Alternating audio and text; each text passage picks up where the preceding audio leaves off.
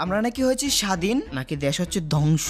স্বাধীন হলে শান্তি আসতো, সেই শান্তি কই? হিন্দুদের বাসায় হচ্ছে আক্রমণ, শান্তি কই? হিন্দুদের মন্দির ভেঙে চুরমার, শান্তি কই? গতকাল থেকে আজকের রাতে ভয়ে নির্গুম কাটালাম, শান্তি কই? দেশে চলতেছে নাকি র অ্যাটাক, যদিও গুজব, বাট শান্তি কই? বিজয়ী হওয়ার পরও 350+ নিহত, আহত অগণিত, শান্তি কই? ফ্যামিলির প্রত্যেকটা মানুষ নিয়ে চিন্তিত, শান্তি কই? দুপুরে স্বাধীন দেশে স্বাধীন হাওয়া খাওয়া, রাতে দ্বিগুণ স্ট্রেস, শান্তি কই? একটু চিত্ত বিনোদন নিয়ে মাথা ঠান্ডা করবো, এই চিন্তা ভাবনাও মাথায় আনতে পারি না, শান্তি কই? কমেন্ট আবার বললো না শান্তি টিকটক করতে গেছে। দেখো, এটা শেখ হাসিনার নাকি আওয়ামী লীগের নাকি বাইরের কোন একটা চক্রের মাস্টার প্ল্যান আমি জানি না। চক্রটার প্ল্যান হচ্ছে এরকম: শেখ হাসিনা দেশ ছাড়তে বাধ্য হয়েছে, দেশে জঙ্গি অ্যাটাক, জামাত অ্যাটাক করছে, এবং জামাত বা জঙ্গি তাদের মোটিভ তো ধর্মবিদ্বেষী, মানে এটা তারা প্রুফ করবে। সেজন্য দেশে যত মন্দির রয়েছে তাদেরই লোকজন দিয়ে ভাঙচুর, এবং দেশে যত হিন্দু মানুষ রয়েছে তাদেরও বাড়ি ঘরে করতেছে ভাঙচুর। কারা করতেছে? এই যে চক্রটা। এখন দুষ পড়বে কাদের? জামাত, বিএনপি, হুজুর মানুষ, এবং তাদেরকে কি অপবাদ দিবে?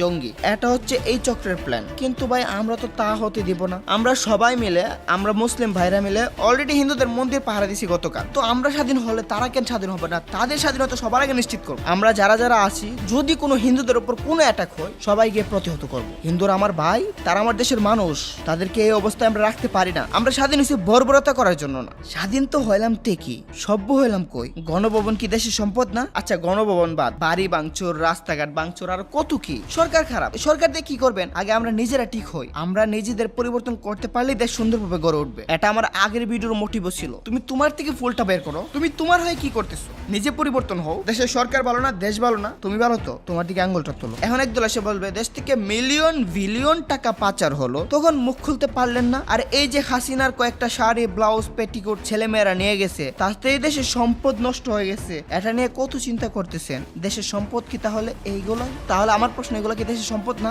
অতীতের অমানুষদের মতো যদি আমরাও ব্যবহার করি, তাহলে তাদের এবং আমাদের মধ্যে পার্থক্য কি ভাই? তাহলে আমরা স্বাধীন হইলাম কেন? তাহলে ঘুরে ফিরে একটা কোলাঙ্গার হাতি দেশ তুলে দেন, ঘুরে ফিরে যখন লুট তরাস হ্যান ত্যান বুকিঝুঁকি করতে হবে, দেশ নতুন করে গঠন করা হবে, তাই বলে কি পুরাতন জিনিসগুলোকে ধ্বংস করে? তাহলে কি এই দেশ যেই ব্যাগে উন্নত হতো, এই ব্যাগটা কি পাবে? বুকে হাত রেখে বলো তো এই ব্যাগটা পাবে? তোমরা সুন্দর করে বলে ফেলবা নতুন করে সব গঠন করা হবে। নতুন করে সবকিছু গঠন করা হলে তাহলে যে ওয়ার্ল্ডের লো র্যাঙ্কিং দেশগুলো আছে তার হুট করে বড় হতে পারে না কেন? হুট করে বড় হওয়া যায় না। দেশের সম্পদ নষ্ট করা বোকাম। নতুন করে সব করতে গেলে তাহলে সেই আমরা আরো 100-200 বছর পিছিয়ে যাব। দেশ আমাদের, গঠন আমাদেরই করতে হবে, এবং আমাদেরকে অ্যাক্টিভও হতে হবে। আমি তো অ্যাক্টিভ, তুমি কি অ্যাক্টিভ হইছো? অ্যাক্টিভ হইলে আজই চলে আসো আমার সঙ্গে ট্রেডিং এ। আমার হাত ধরে রেলে হাজারো মানুষ লাখো পর্যন্ত প্রফিট করতেছে। একদিনে লাখ টাকা কিন্তু কম না। তুমিও চলে আসো, বাংলাদেশের ডুবে যাওয়া অর্থনীতিতে কাজ করো। গ্রুপের লিঙ্ক ডিসক্রিপশন এবং পিন কমেন্টে। গ্রুপে এসে যাচাই বাছাই করো, তারপর মাত্র $20 ইনভেস্ট করো। এই $20 দিয়ে একদিন তুমি লাখো টাকা ডেইলি ইনকাম করতে পারবে। যদি সঠিক ইনভেস্টমেন্ট না হয় তাহলে তোমার এই $20 2 দিনে চলে যাবে। তবে তুমি যদি হাল না ছাড়ো, তোমার দ্বারা একদিন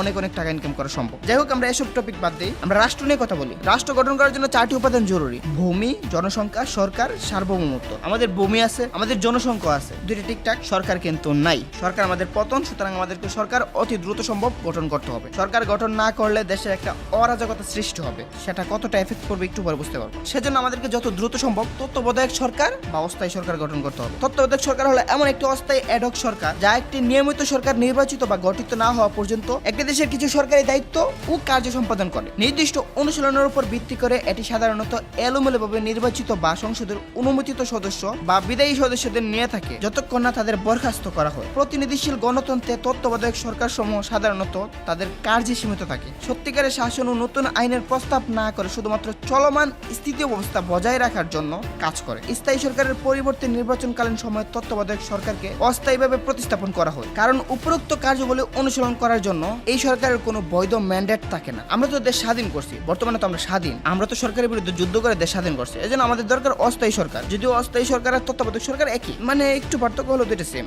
অস্থায়ী সরকার, যাকে জরুরি সরকার বা ট্রানজিশনাল সরকার বলা হয়, একটি জরুরি সরকার কর্তৃপক্ষ যা সাধারণত নতুন জাতির ক্ষেত্রে বা পূর্ববর্তী শাসকের পতনের পরে রাজনৈতিক কাজ পরিচালনার জন্য গঠিত হয়। অস্থায়ী সরকার সাধারণত নাগরিক বা বিদেশিদের দ্বারা যুদ্ধের সময় অথবা পরে নিযুক্ত হয় এবং প্রায়শই উত্থিত হয়। অস্থায়ী সরকার নিয়মিত রাজনৈতিক প্রক্রিয়া অব্যাহত রাখে যতক্ষণ না একটি নতুন সরকার নিযুক্ত হয় এবং যা সাধারণত একটি নির্বাচনের মাধ্যমে হয়। তারা পরবর্তী সরকারের জন্য আইনি কাঠামো, মানবাধিকার এবং রাজনৈতিক স্বাধীনতা সম্পর্কিত নির্দেশিকা, অর্থনীতির কাঠামো, সরকারি প্রতিষ্ঠান এবং রাজনৈতিক সারিবদ্ধকরণ সংজ্ঞায়িত করতে জড়িত থাকতে পারে। সেটা যাই হোক, অনতিবিলম্বে সরকার গঠন করতে হবে। কিন্তু আমাদের সবচেয়ে বেশি দরকার স্বাধীন সার্বভৌমত্ব। সার্বভৌমত্বটা কি? কোন রাষ্ট্র যে ক্ষমতা বলে রাষ্ট্রের অভ্যন্তরীণ সকল ব্যক্তি ও প্রতিষ্ঠানের উপর কর্তৃত্ব প্রতিষ্ঠা করতে পারে এবং বহিঃশক্তির নিয়ন্ত্রণ ও হস্তক্ষেপ থেকে মুক্ত থাকতে পারে। এই লাইনটা আবার শোনো, এবং বহিঃশক্তির নিয়ন্ত্রণ ও হস্তক্ষেপ থেকে মুক্ত থাকতে পারে, তাকে সার্বভৌমত্ব বলে। সার্বভৌমত্ব কোনো পরিচালনা পরিষদের বাইরের কোনো উৎস বা সংগঠনের হস্তক্ষেপ ছাড়া কাজ করার পূর্ণ অধিকার ও ক্ষমতা। রাজনৈতিক তত্ত্ব অনুযায়ী সার্বভৌমত্ব কোনো একটি রাষ্ট্র ব্যবস্থার উপর সর্বোচ্চ ক্ষমতা নির্দেশকারী একটি গুরুত্বপূর্ণ পরিষেবা। এটি রাষ্ট্র গঠনের সার্বভৌমত্ব কেন্দ্রিক মতবাদের একটি মূলনীতি, একটি রাষ্ট্র গঠনের মুখ্য উপাদান। আর সার্বভৌমত্বের আদর্শই হলো আইন। এই উপাদান ব্যতীত কোনো রাষ্ট্র গঠিত হতে পারে না। তোমরা কি এখন কিছু বুঝতে পারতেছো? যদিও আমাদের আর্মি, সেনাবাহিনী, নৌবাহিনী নিয়ন্ত্রণে আছে, সুতরাং আমাদের সার্বভৌমত্ব নিয়ন্ত্রণে আছে বলা যায়। এইদিকে নিরাপদ, কিন্তু জনগণকে উস্কে দিলে নিরাপদ থাকবে না। ফলে বহিরাগত শক্তি দেশ দখল করার মতো পদক্ষেপ নেবে, এমনকি দেশ দখল করে নিতে পারবে। এজন্য সার্বভৌমত্ব অনেক প্রয়োজনীয়। দেশে যে র অ্যাটাক চলতেছে, এটা নিয়ে চিন্তিত কেন আমরা? কারণ দেশের এই অবস্থাতে ইন্ডিয়া কেন, যে কোনো দেশ যদি গোয়েন্দা লাগাতে পারে খাম দিয়ে দিবে। আমি কিন্তু সরাসরি বলতেছি, কোনো কারচুপি করে কথা বলতেছি না, সরাসরি বলতেছি। সুতরাং আমরা আমাদের দেশকে বাঁচাতে হবে, আমরাই সতর্ক থাকতে হবে। আমরা সতর্ক না থাকলে অন্যরাই আমাদেরকে মেরে চলে যাবে। আমরা যদি না জাগি মা, কেমনে সকাল হবে? তোমার ছেলে উঠলে গো মা, রাত পোহাবেই। তবে একটা কথা মনে রাখো, স্বাধীনতা অর্জনের চেয়ে স্বাধীনতা রক্ষা করা কঠিন। সুতরাং আমাদেরকে খুব খুব বেশি কেয়ারফুল হতে হবে। নিজেদের মধ্যে কোনো দাঙ্গা হাঙ্গা চলবে না। আর্মিদের, সেনাবাহিনীদের এবং পুলিশদের সবাইকে এখন সুযোগ দাও দেশকে নিয়ন্ত্রণে রাখার জন্য। নয়তো চাঁদাবাজরা, দেশে দাঙ্গা হাঙ্গাবাজরা, গাঁজা খুররা, মদ খুররা, আড্ডাবাজরা, তারা কিন্তু ছাত্রদের মধ্যে মিশে থাকে। তারা দেশটাকে ধ্বংস করে দিবে। যাই হোক, এটা ছিল স্বাধীন হওয়ার পর একটা ভিডিও। আমি ইনশাল্লাহ বড় একটা ভিডিও বানাবো, সেটা ম্যাস